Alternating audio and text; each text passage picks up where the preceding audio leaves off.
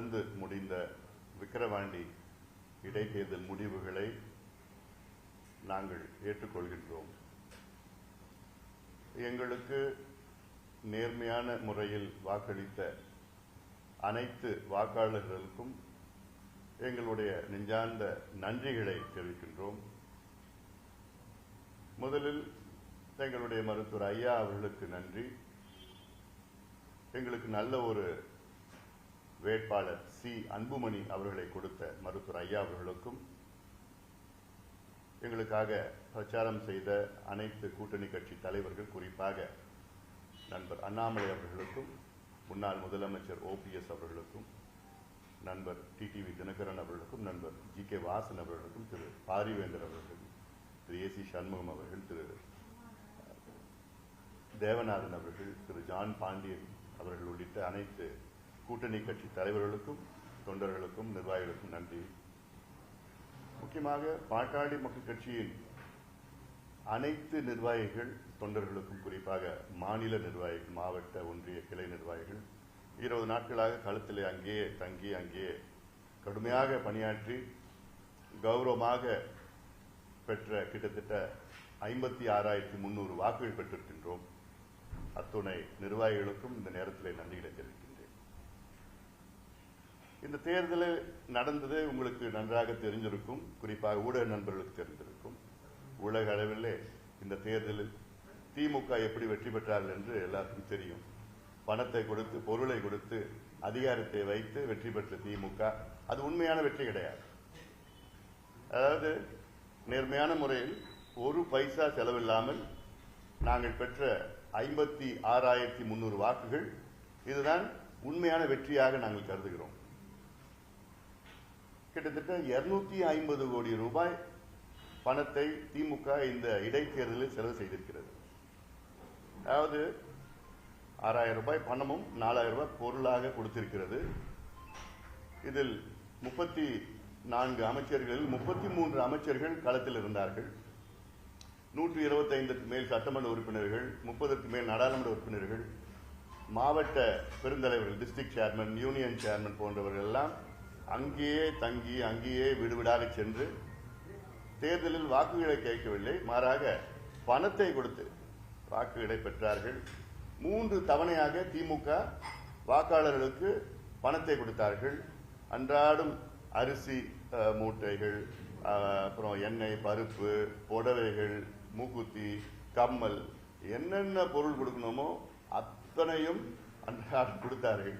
இது உலகத்துக்கு தெரிந்தது, ஆனால் தேர்தல் ஆணையத்துக்கு தெரியவில்லை என்றால் நினைத்து பார்த்தாலே எனக்கு அதாவது வெக்கக்கேடு. தேர்தல் ஆணையம், தமிழ்நாட்டினுடைய தேர்தல் ஆணையம் தேவையா அப்படின்னு ஒன்னு யாரா இருக்காங்களா?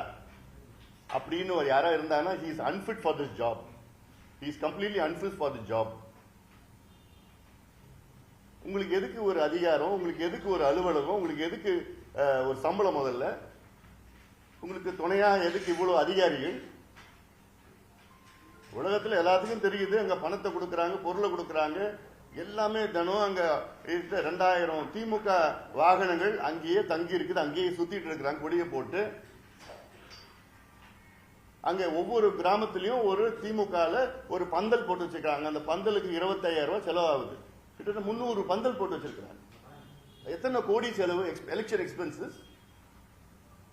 நேரம் அந்த வேட்பாளரை தகுதி நீக்கம் செஞ்சிருக்கணும், எப்பயே செஞ்சிருக்கணும், நேர்மையான முறையில் தேர்தல் நடந்தது இருந்தனா. ஆனா இதெல்லாம் தெரியவே தெரியலன்னு ஒரு தேர்தல் ஆணையர் சொல்றாருன்னா அவர் எப்பேற்பட்டவர் இருப்பார்? அதான் சொல்லி அன்ஃபிட் ஃபார் தி ஜாப். அவர் மட்டும் இல்ல, இருக்கிற அவருக்கு உடந்தையா இருக்கின்ற அத்தனை பேரும். இது இப்படிதான் ஒரு இடைத்தேர்தல் நடத்தணுமா? இது ஒரு ஜனநாயக கேலி கூத்து. இது இதற்கு முதலமைச்சர் பெருமையா சொல்றதுக்கு எதுவுமே தெரியல எனக்கு. என்ன பெருமை முதலமைச்சர் சொல்லிட்டு இருக்காரு? விக்கிரவாண்டி போனீங்க, காசு கொடுத்தீங்க, ஓட்டு வாங்கினீங்க, இது ஒரு பெருமையாது? ஆனாலும் அதை மீறி அந்த தொகுதி மக்கள் எங்களுக்கு நேர்மையான முறையில் வாக்களித்தார்கள். இன்னொன்னு, நான் அந்த தொகுதி மக்களை நான் குறை சொல்ல மாட்டேன். ஏன்னா விக்கிரவாண்டி தொகுதி தமிழ்நாட்டில் மிக மிக மிக மிக ஒரு பின்தங்கிய ஒரு தொகுதி. அது இந்த மாவட்டம், விழுப்புரம் மாவட்டம் ஒரு பின்தங்கிய மாவட்டம். அதுல வாழ்வாதாரம் கிடையாது, விவசாயம் வானம் பார்த்த பூமி, வேலை வாய்ப்பு கிடையாது, தொழிற்சாலை கிடையாது. தமிழ்நாட்டிலே அதிக தனிநபர் வருமானத்துல கடைசியில் இருக்கிற மாவட்டம், பர் கேபிட்டல் தலை வருமானம் சொல்றது அது கடைசியில் இருக்கிற பகுதி. அவங்களுக்கு 500 ரூபாய் பெரிய பணம். விக்கிரவாண்டி தொகுதி வாக்காளர்கள் 500 ரூபாய் பெரிய பணம். அவங்க கிட்ட போய் 10,000 ரூபாய் கொடுத்தா என்ன பண்ணுவாங்க? கொடுத்தவங்க ஓட்டு போட்டு தான் ஆவாங்க. ஏன் உதவ் 10,000 ரூபாய் கொடுத்தா உதவ கூட ஓட்டு போட்டுருவாப்ல. யார் கொடுக்குறாங்களோ இதான் சொல்றேன். யாரு 10,000 கொடுத்தா ஓட்டு போட போறாங்க. அந்த அளவுக்கு 10,000 ரூபாய்க்கு பொருள் பணமும் பொருளும் கொடுத்து ஓட்டு போட்டிருக்காங்க மக்கள். நான் அவங்களை குறை சொல்ல மாட்டேன். ஏன்னா இந்த மக்களை 77 ஆண்டுகள் சுதந்திரம் அடைந்து இந்த நிலைமையில தான் வச்சிருக்கிறாங்க இவங்க ஆளுங்கட்சிக்காரங்களும் ஆண்டு கொண்டிருக்கின்றவர்கள். ஏன்னா இவங்க படிச்சாங்கன்னா வேலைக்கு போயிட்டாங்கன்னா தெளிவாயிட்டாங்கன்னா இவங்களுக்கு ஓட்டு போட மாட்டாங்க. அதனால இந்த மக்களை இப்படியே அடிமையா வச்சிருக்கணும், இப்படியே வேலை இல்லாம வச்சிருக்கணும், இப்படியே கூலியா வச்சிருக்கணும். இதுதான் திராவிட மாடல். இந்த திராவிட மாடல் தான் ஸ்டாலின் அவர்கள் சொல்கிறார். திராவிட மாடல்னா என்ன? தமிழ்நாட்டின் மக்கள் அடிமையா கூலியா வச்சிருக்கணும், பிச்சைக்காரனா வச்சிருக்கணும். அப்பதான் தேர்தல் நேரத்தில் கையேந்தி காசு வாங்கிட்டு அவங்களுக்கு ஓட்டு போடுவாங்க. இதுதான் திராவிட மாடல். இதுதான் விக்கிரவாண்டியில நடந்து திராவிட மாடல். இது அவங்க நிர்வாகத்துக்கு வெற்றி கிடையாது. திமுக அவங்களுடைய ஆட்சிக்கோ முதலமைச்சருக்கோ அவங்க செய்த நிர்வாகத்துக்கு எல்லாம் கிடையாது. கொடுத்த பணத்துக்கு மக்கள் அங்கு விசுவாசமா இருந்தார்கள். அதனால வெற்றி பெற்றிருக்காங்க. அவ்வளவுதான். அதனால இடைத்தேர்தல் அது தமிழ்நாட்டில் அது அவாய்டே அதாவது இப்படி ஒரு ஜனநாயக படுகொலை அது தவிர்க்கலாம். இது ஒரு பக்கம். அதனால இந்த தேர்தலில் மீண்டும் சொல்வது, இது எங்களுக்கு ஒரு சுயமரியாதையுடன் நாங்கள் பெற்ற வாக்குகள், ஒரு கௌரவமாக நாங்கள் பெற்ற வாக்குகளாக நாங்கள் பார்க்கின்றோம். அதை நான் கம்பேர் பண்ணல. ஆனாலும் கடந்த இடைத்தேர்தல், ஈரோடு இடைத்தேர்தலில் அதிமுக பாஜக கூட்டணி அவங்க 2 பேரும் சேர்ந்து வாங்கின வாக்குகள் 43,000 வாக்குகள் வாங்கியிருக்கிறாங்க. இந்த தேர்தலில் நாங்கள் வாங்கின வாக்குகள் 56,300 வாக்குகள் நேர்மையான முறையில் நாங்கள் உழைத்து பெற்ற வாக்குகளாக நாங்கள் பார்க்கின்றோம். ஆனால் இந்த இடைத்தேர்தலில் இவங்க இந்த பர்சன்டேஜ், அவங்க அந்த பர்சன்டேஜ், இவங்க ஓட்டு இங்கே போச்சு, அந்த ஓட்டு எங்கே போச்சுன்னு அனாலிசிஸ் தயவுசெய்து பண்ணாதீங்க. இது வேஸ்ட். ஏன்னா மொத்தம் காசு கொடுத்தாங்க, ஓட்டு போட்டாங்க. யார் வேணா ஓட்டு போட்டுவாங்க. இப்போ ஒரு உதாரணம், ஜெயலலிதா அம்மையார் இருந்த நேரத்தில் அதிமுக ஒரு ஓட்டு கூட திமுக போட மாட்டாங்க. ஏன்னா அவங்களுடைய ஜென்ம எதிரி. எம்ஜிஆர் கட்சி தொடங்கினதுக்கு காரணம் திமுக ஒழிக்கிறதா தடவுனார்.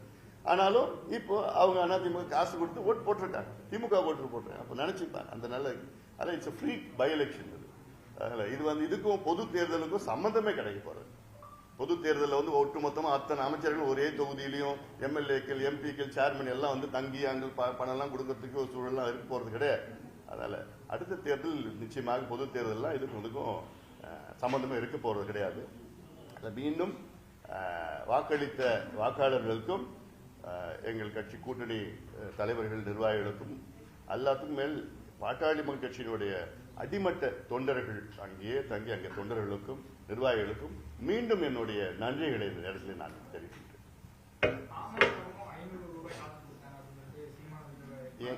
எங்கேயாவது நீங்க ப்ரூவ் பண்ணுங்க பார்க்கலாம். இதெல்லாம் சொல்லி பேசிக்கலாம் வெளியில. எங்கேயாவது ப்ரூவ் பண்ணுங்க பார்க்கலாம். எங்கேயாவது ப்ரூவ் பண்ணுங்க. எங்கிட்ட இருந்தா தானே கொடுக்குறதுங்க. நாங்க பாட்டாளிகள்.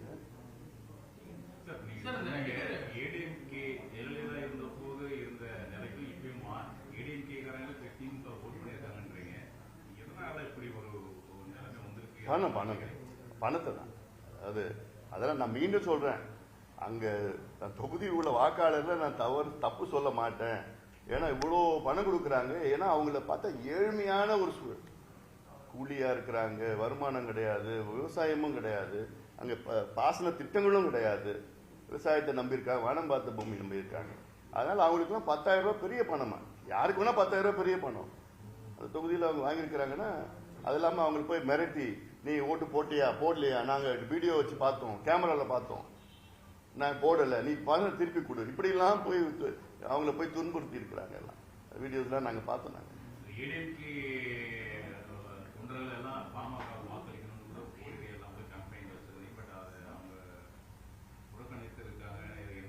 இல்ல, நாங்க அது உள்ள இன்னும் அனலைஸ் பண்ணல. நாங்க உள்ள எங்களுக்கு இன்னும் ஒரு நாள் ஆகும்.